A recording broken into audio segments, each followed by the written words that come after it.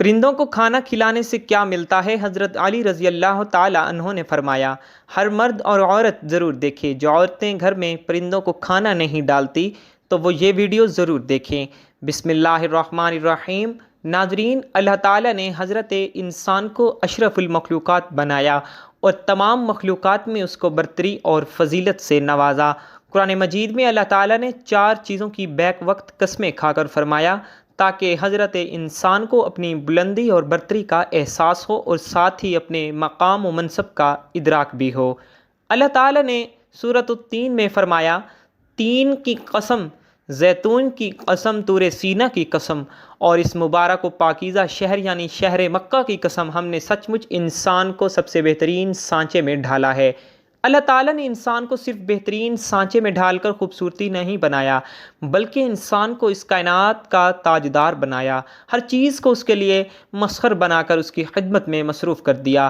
اللہ تعالیٰ نے عقل و دانش، فہم و فراست اور شعور و ادراک کی وہ بلندی دی کہ اس نے سمندر کی گہرائیوں اور فضا کی بلندیوں کو فتح کر لیا، لیکن انسان کو جس قدر عظیم اور طاقتور بنایا، وہیں اس کو قدم قدم پر محتاج اور ضرورت مند بھی بنایا، اسے ہر کام میں ایک دوسرے کا محتاج اور دستنگر بنایا۔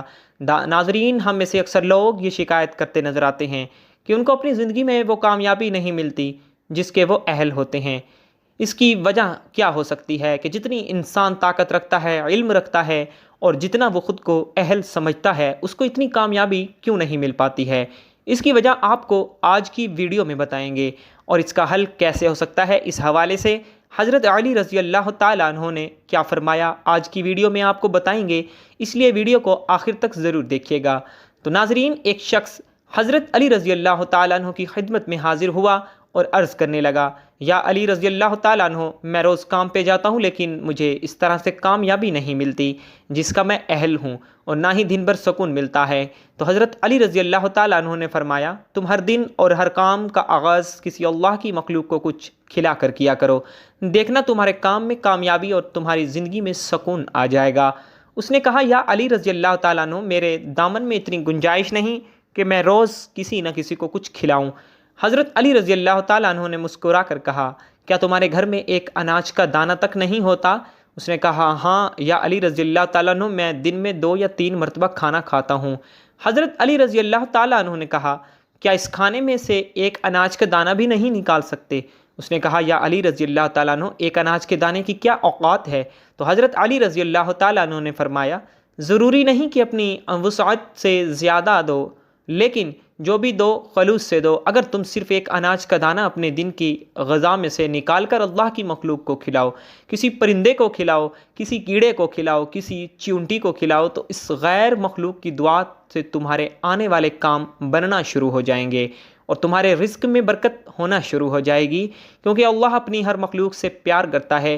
تم اس کی مخلوق کو اپنے حصہ میں سے رزق کھلاؤ گے تو وہ اپنی رحمت سے تمہیں مالا مال کر دے گا۔ تو ناظرین، حضرت علی رضی اللہ تعالیٰ عنہ کی اس فرمان سے ظاہر ہوتا ہے کہ انسان جو شکایت کرتا ہے کہ میں جس کام کا اہل ہوں، جس کامیابی کا اہل ہوں، وہ مجھے نہیں ملتی ہے، تو اس کو حاصل کرنے کے لیے اللہ کی مخلوق کی مدد کیجیے۔ اس کے لیے ضروری نہیں ہے کہ آپ کوئی بڑے پیمانے پہ کام کریں، حتیٰ کہ ایک پرندے کو کھانا کھلا کر اس کو دانہ دنکا کر ڈال کر بھی اللہ کو راضی کیا جا سکتا ہے، اور آپ جس کام کے اہل ہیں، جس کامیابی کے اہل ہیں، اللہ آپ کو ضرور عطا کر دے گا۔ ناظرین، یہ سچ ہے کہ انسان کو ہر کام میں اپنے جیسے انسانوں کی ضرورت پیش آتی ہے۔ 2 روٹی، چند گز کپڑے اور سر چھپانے کی جگہ جو اسے میسر آتی ہے، اس میں نہ جانے کتنے ہی لوگوں کی جد و جہد اور کوشش شامل ہوتی ہے۔ اس لیے دنیا کے تمام مذاہب میں خدمت خلق کو خاص اہمیت دی گئی ہے۔ اسلام میں خدمت خلق کی اہمیت کا اندازہ اس بات سے لگایا جا سکتا ہے کہ اللہ تعالیٰ کی بندگی اور کسی انسان کی مدد کو ایک درجے میں رکھا گیا ہے۔ اسی لیے اگر کوئی بیماری کی وجہ سے روزہ نہ رکھ پائے تو ایک روزے کا فدیہ ایک مسکین کو کھانا کھلانا مقرر کیا گیا ہے۔ اسی طرح روزے کے کفارہ، ظہار کے کفارہ اور الا اور قسم کے کفارے میں بھی مسکین کو کھانا کھلانے کی شکلیں رکھی گئی ہیں۔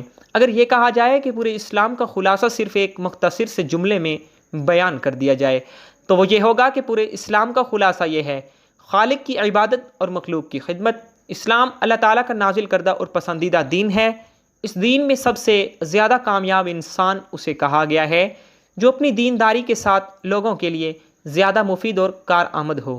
آپ صلی اللہ علیہ وآلہ وسلم نے فرمایا، ساری مخلوق اللہ کا کنبہ ہے، اللہ کے نزدیک سب سے پسندیدہ بندہ وہ ہے جو اس کے عیال کے لیے سب سے زیادہ نافع ہو۔ آپ صلی اللہ علیہ وآلہ وسلم نے ایک اور جگہ فرمایا، صحیح مسلم کی یہ حدیث ہے، یعنی اللہ تعالیٰ اس وقت تک بندے کی مدد کرتا رہتا ہے جب تک بندہ اپنے بھائی کی مدد میں لگا رہتا ہے۔ تو ناظرین، آپ اندازہ لگائیے کہ انسانی خدمت کا اسلام میں کیا مقام ہے۔ نماز کتنی اہم عبادت ہے کہ آپ صلی اللہ علیہ وآلہ وسلم نے اسے اپنی آنکھوں کی ٹھنڈک قرار دیا۔ حج کے بارے میں آپ نے فرمایا کہ جس طرح اسلام پچھلے گناہوں کو ختم کر دیتا ہے، اسی طرح حج بھی پچھلے گناہوں کو ختم کر دیتا ہے۔ حج مبرور کا بدلہ صرف اور صرف جنت ہے۔ حاجی حج سے لوٹنے کے بعد اگر اس کا حج مقبول ہو جاتا ہے تو اس بچے کی طرح معصوم ہو جاتا ہے جس کو ابھی اس کی ماں نے جنا ہو۔ روزے کے بارے میں فرمایا، حدیث قدسی ہے کہ اللہ تعالیٰ فرماتا ہے روزہ میرے لیے ہے اور روزے کا بدلہ میں خود دوں گا۔ لیکن جب صحابہ کرام رضوان اللہ تعالی مجمعین نے آپ صلی اللہ علیہ وآلہ وسلم سے دریافت کیا سب سے بہتر انسان کون ہے، تو آپ صلی اللہ علیہ وآلہ وسلم نے نمازی، روزہ دار، حاجی اور ہمیشہ تسبیح اور اذکار کرنے والے کا نام نہیں لیا، بلکہ آپ صلی اللہ علیہ وآلہ وسلم نے فرمایا کہ بہترین انسان وہ ہے جو لوگوں کو نفع پہنچائے۔ تو ناظرین، اس سے پتہ چلتا ہے کہ خدمت خلق کو ترجیح حیثیت حاصل ہے۔ آپ صلی اللہ علیہ وآلہ وسلم نے فرمایا کہ اسلام کا بہترین عمل کھانا کھلانا اور سلام کو رواج دینا ہے۔ آپ صلی اللہ علیہ وآلہ وسلم نے یہ بھی فرمایا کہ جو آسودہ ہو کر کھائے اور اس کا پڑوسی بھوکا ہو وہ مسلمان نہیں ہو سکتا۔ غرض یہ کہ لوگوں کو نفع رسانی اور خدمت خلق تمام مذاہب میں محمود و پسندیدہ عمل ہے، لیکن اسلام نے اس پر سب سے زیادہ زور دیا ہے اور اس کے رہنما اصول اور ضابطے بھی بیان کر دیے ہیں اور اس کی خاص تاکید و ترغیب بھی دے دی ہے۔ ہر خاص و عام کی زبان پر بھی یہ جملہ رہتا ہے، خدمت سے خدا ملتا ہے۔ ناظرین، آپ صلی اللہ علیہ وآلہ وسلم کی سیرت مبارکہ سے معلوم ہوتا ہے کہ آپ صلی اللہ علیہ وآلہ وسلم کی پوری زندگی خالق کی عبادت اور مخلوق کی خدمت میں گزری ہے۔ خاص طور پر منصب نبوت پر فائز ہونے سے پہلے 40 سال تک تو مخلوق خدا کی خدمت کو اپنا مقصد بنائے رکھا تاکہ آگے دعوت کی راہ ہموار ہو سکے۔ تو ناظرین، اللہ کے نبی نے نہ صرف انسانوں کی خدمت کا کہا ہے بلکہ جانوروں کے ساتھ بھی حسن سلوک سے پیش آنے کا کہا ہے۔ تو ناظرین، اگر آپ کو بھی ایسا لگتا ہے کہ آپ جس کامیابی کے اہل ہیں وہ کامیابی آپ کو نہیں مل پا رہی ہے، تو آج سے ہی اس بات پر عمل کیجئے جو حضرت علی رضی اللہ تعالیٰ عنہ نے کہی ہے کہ صبح گھر سے نکلتے وقت آپ جس مقصد کے لیے نکلے ہیں، جس کام کے لیے نکلے ہیں، اس میں کامیابی حاصل کرنے کے لیے اللہ کی مخلوق کی خدمت کیجئے، اور اس میں آپ کم از کم اتنا تو ضرور کر سکتے ہیں کہ آپ کسی پرندے کو دانہ ڈال دیں۔ اللہ تعالیٰ اسی کے صدقے آپ کو کامیابی ضرور دے گا۔ حضرت محمد مصطفیٰ صلی اللہ علیہ وآلہ وسلم نے انسانوں کی خدمت خلق اور ناپا انسانی کا بلند تصور دیا ہے، اور صرف انسانوں کی ہی خدمت نہیں بلکہ پوری خلق اللہ یعنی اللہ کی ساری مخلوق کی خدمت اس میں شامل ہے۔ رسول پاک صلی اللہ علیہ وآلہ وسلم نے ارشاد فرمایا کہ بنی اسرائیل میں ایک شخص گزر رہا تھا، اس کو سخت پیاس لگی ہوئی تھی، وہ ایک کنویں میں اترا اور پانی پی کر باہر آیا۔ اس نے باہر دیکھا کہ ایک کتا پیاس سے بے قرار ہے، چنانچہ وہ دوبارہ کنویں میں واپس گیا، اپنے موزوں میں پانی بھر کر اس کو دانتوں سے پکڑ کر باہر لایا اور کتے کو پلایا۔ اسی عمل کی وجہ سے اللہ تعالی نے اس کی مغفرت فرما دی۔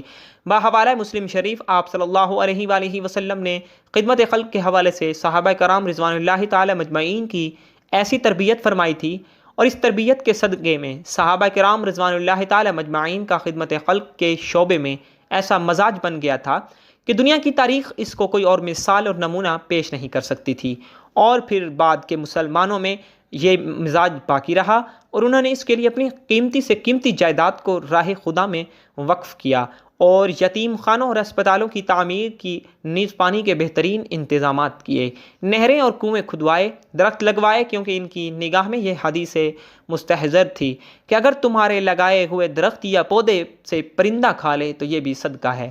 تو تمہیں یہاں پر ناظرین اپنا محاسبہ کرنے کی ضرورت ہے کہ ہم اپنے گریبان میں جھانک کر دیکھیں کہ ہم اللہ کی مخلوق کی کتنی خدمت کرتے ہیں۔ تو ناظرین، ہم نے تو یہ بھی دیکھا ہے کہ ایک گھر میں فضول خرچی کی جاتی ہے جبکہ ساتھ والے گھر میں بچے بھوکے سوتے ہیں۔